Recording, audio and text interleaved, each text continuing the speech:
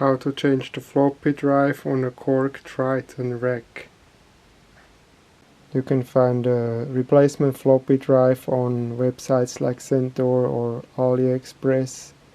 You can also find the USB floppy emulator by Gotek on AliExpress. The Triton Rack has a lot of electrostatically sensitive components inside. So I'll be working on this anti-static mat and using this anti-static wristband. If you don't have grounding equipment, I recommend you work by the kitchen sink. You can work on here.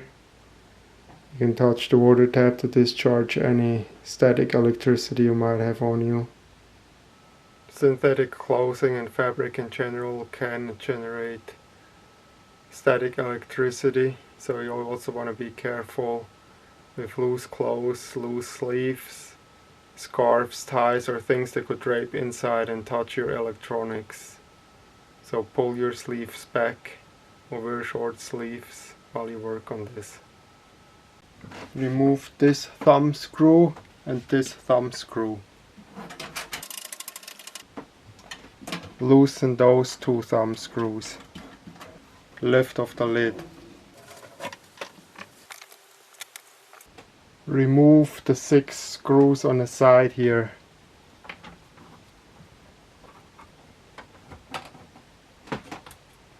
Take away the side panel. Remove those 2 screws. Turn it upside down. Remove those 2 screws. Turn it back over, but hold on to it well so it doesn't fall out.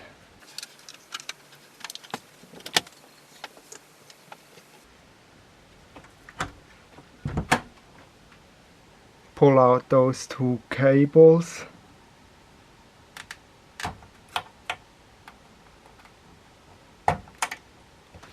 And pull out the 2 cables over here as well.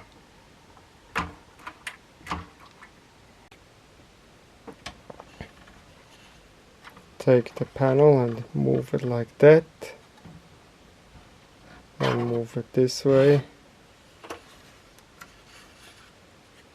Hold it here and pull out those 2 wires. Pull out these 2 cables on the back of the floppy drive.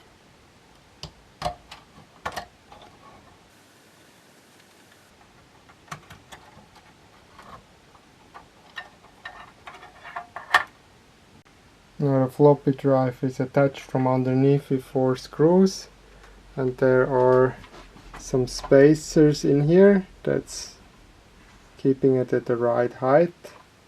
So we have to be very careful not to lose these spacers. Turn it over. I'm going to place my hand under here and I'm going to take out these 4 screws. Need to be very careful not to lose the spacers because they could just fall out, fall on the floor and disappear in a crack. Plus the floppy drive will become detached when I take these screws out, and having your hand underneath prevents it from falling down.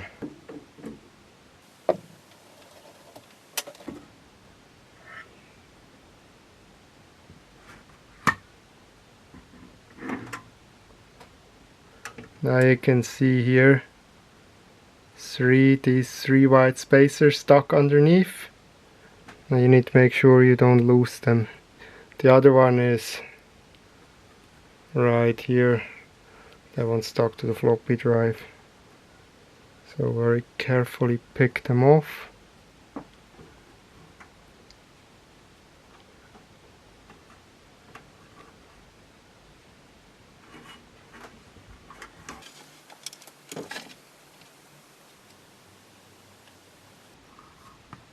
Now this is the floppy drive.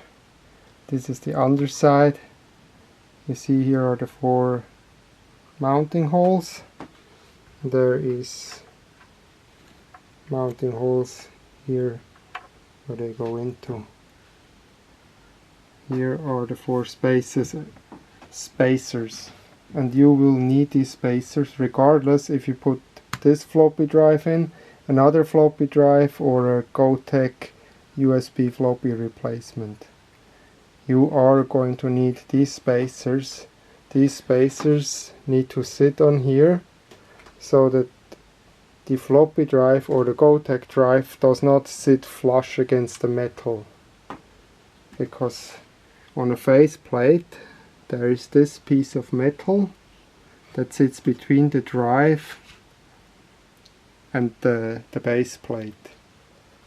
From the back the drive goes through this hole, and you see this plate underneath sits between the drive and the base plate. And you need these spacers so that the drive can sit flush against the front with that plate between the drive and the base plate.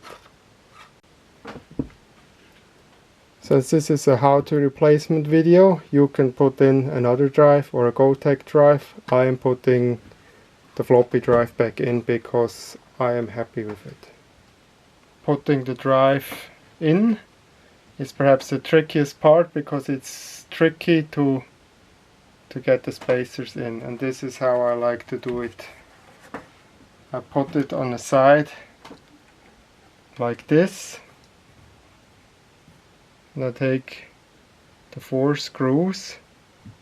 I put in the 4 screws from the back.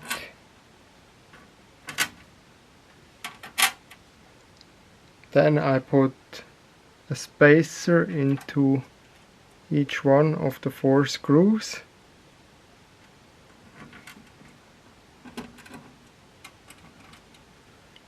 Then you take your drive, hold the holes up against the screw, go in with the screwdriver from the back and slightly insert the screw into the first hole, then align the second hole from the back, drive it a little bit into the second hole, then do the same to the bottom ones.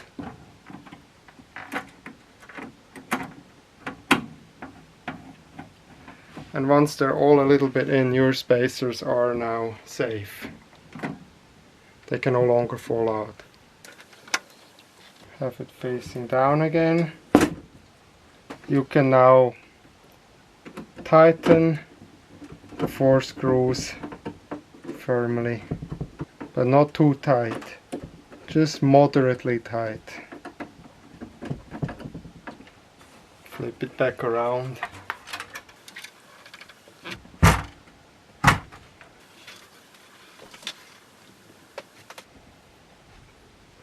Something to be aware of: the new drive, if you're putting in a new drive, the location and orientation of these plugs may not be identical to this one. For instance, the Gotek drive might have this plug over here and that one over here. You need to look at it. You might even need to flip either one of these plugs upside down in order to insert them. Be very careful not to bend any of the pins while you're inserting it.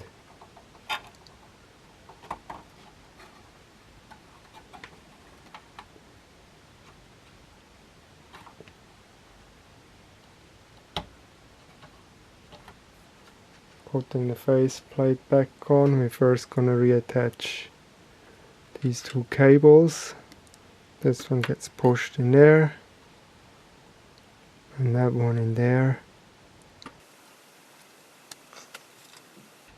I'm gonna go over there like that because it's quite tight. This way I'm not putting any pressure on the cable. I'm gonna move it out a little and then slide this in through there, like so. Gonna hold this together with my hand against the bottom. I'm gonna turn it upside down. Now put these two screws back in. Turn it back around. I like to hold it by the ear.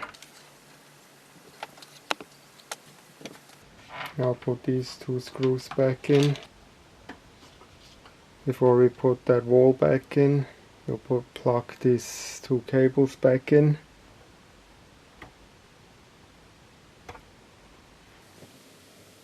We'll put that side back on.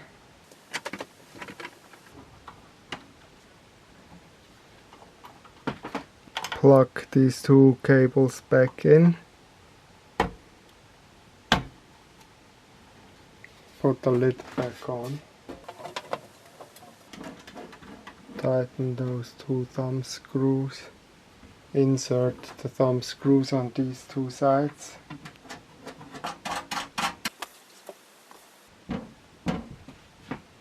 Power it up.